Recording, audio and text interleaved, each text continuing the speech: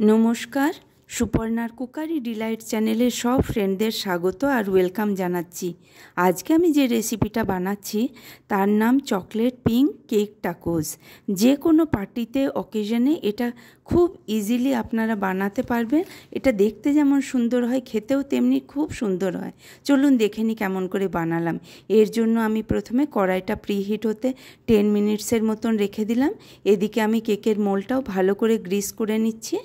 দেখুন এইভাবে পুরো চারিদিকে গ্রিস করে নিলাম, বাটার পেপার লাগিয়ে নিলাম। আমি এখানে হাফ কাপের মতন মিল্ক নিয়ে এর মধ্যে 1.5 টিস্পুন ভিনিগার অ্যাড করে কার্ডল ফর্ম হতে রেখে দিলাম 5 মিনিটসের জন্য এক সাইডের। দেখুন এইভাবে ভালো করে মিক্স করে নিয়ে 5 মিনিটের মতন আমি রেখে দিচ্ছি এখানে সাইডে কার্ডল হওয়ার জন্য। আর কেক বানাতে আমার যা যা জিনিসের প্রয়োজন সেইগুলো আমি এখানে রেখেছি একটা প্লেটের মধ্যে। এখানে আমি ড্রাই আর লিকুইড ইনগ্রেডিয়েন্টসগুলো এক জায়গায় রেখে নিয়েছি। দেখুন এখানে সব কিছু আমি এক জায়গায় করেছি কাজের সুবিধের জন্য। আমি বাউলের মধ্যে কার্ডল মিল্কটা ট্রান্সফার করে নিলাম অন্য একটা বাউলে। এরপর আমি এর মধ্যে ড্রাই ইনগ্রেডিয়েন্টসগুলো দিয়ে দেব। এখানে আমি হাফ কাপ সুগার অ্যাড করে দিলাম। ভালো করে মিক্স করে নিচ্ছি আমি কার্ডল মিল্কের সঙ্গে।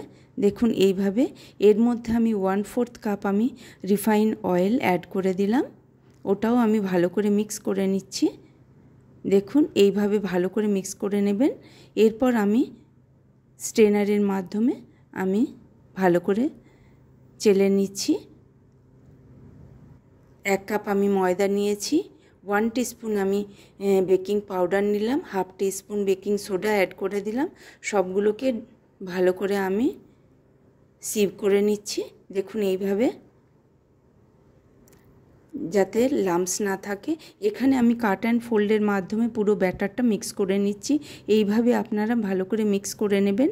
এর মধ্যে আমি ভ্যানিলা এসেন্স অ্যাড করে দিলাম 1 টিস্পুনের মতন। এইভাবে ভালো করে মিক্স করে নেবেন। আমার এখানে মনে হচ্ছে ব্যাটারটা একটু থিক হয়ে গেছে, সেই জন্য আমি পরিমাণ মতন মিল্ক অ্যাড করে দিলাম ফ্লোই কনসিস্টেন্সি করার জন্য, রিবন ফ্লো যেন ব্যাটারটা রেডি হয়ে যায়। এখানে আমি হাফ কাপের মতন পাউডার মিল্ক অ্যাড করে নিলাম ওর সঙ্গে, টেস্টটা একটু বেটার হওয়ার জন্য, খেতে আর একটু ভালো লাগবে বলে। এর মধ্যে আমি ফুড কালার অ্যাড করে দিচ্ছি, রেড ফুড কালার। আমি এখানে পিঙ্ক কালার নিয়ে আসবো বলে একটু কম পরিমাণেই আমি কালারটা অ্যাড করলাম। দেখুন এইভাবে আমার পিঙ্ক কালারের ব্যাটার রেডি হয়ে গেল। এরপর আমি মোল্ডের মধ্যে পোর করে দিচ্ছি এইভাবে। পুরো ব্যাটারটা গ্র্যাজুয়ালি আমি পোর করে নিচ্ছি। ফিল করা হয়ে গেল আমার পুরো ব্যাটারটা। এইভাবে আপনারা যে কোনো কালার দিতে পারেন। আমি এখানে পিঙ্ক কালার আমার ভালো লাগে তাই আমি এখানে পিঙ্ক কালার অ্যাড করেছি। আপনারা আপনাদের ইচ্ছে মতো যে কোনো কালার ইউজ করতে পারেন। আমার কড়াইটাও প্রিহিট হয়ে গেছে। আমি কেকটা বসিয়ে দিলাম। 40 থেকে 45 মিনিটসের মতন বেক হতে রেখে দিলাম। কেকটা আমার মোটামুটি বেক হয়ে গেছে। একবার চেক করে আমি দেখে নিচ্ছি টুথপিকের মধ্যে ইনসার্ট করে যে কেকটা আমার বেক হয়েছে কি না। দেখুন আমার কেকটা বেক হয়ে গেছে, পুরো ক্লিয়ার টুথপিকটা বেরিয়ে এলো আর হাতেও আমার লেগে যাচ্ছে না। দেখুন খুব সুন্দর বেক হয়েছে, কালারটাও খুব সুন্দর এসেছে। আমি সাইড থেকে বাটার পেপারটা রিমুভ করে নিচ্ছি। সাইড থেকে আমি থ্রেডের মাধ্যমে কেকের স্পঞ্জটা আমি স্লাইস করে নিচ্ছি। দেখুন এইভাবে থ্রেডের মাধ্যমে করলে স্লাইসগুলো ইভেনলি খুব সুন্দর কাটা যায়।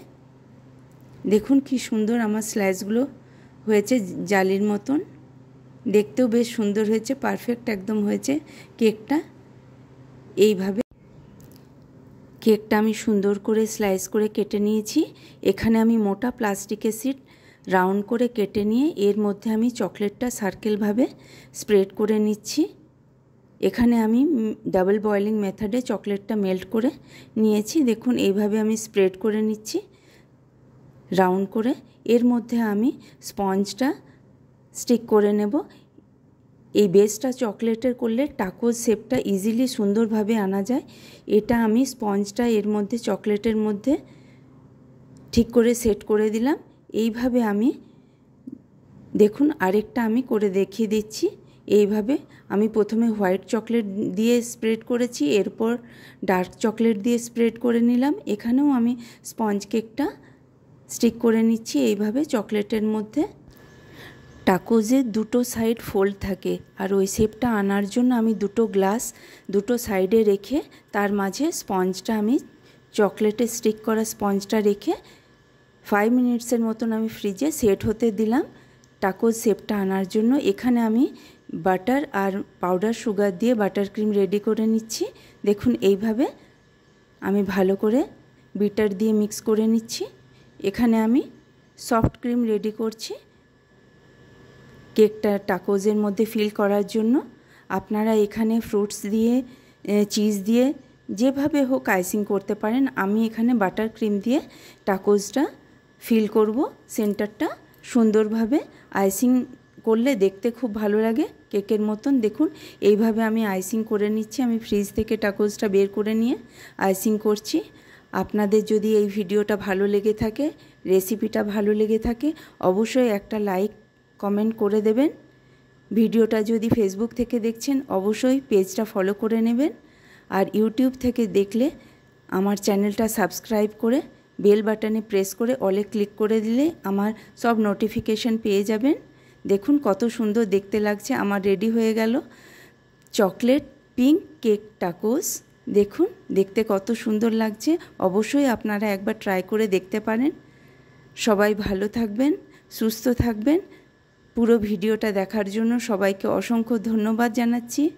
আপনারাও একবার ট্রাই করবেন এই কেকটা, টাকোস কেকটা বানাবেন, দেখবেন খুব সুন্দর খেতে লাগে। সবাই ভালো থাকবেন, সুস্থ থাকবেন। দেখা হবে নেক্সট ভিডিওতে। নমস্কার।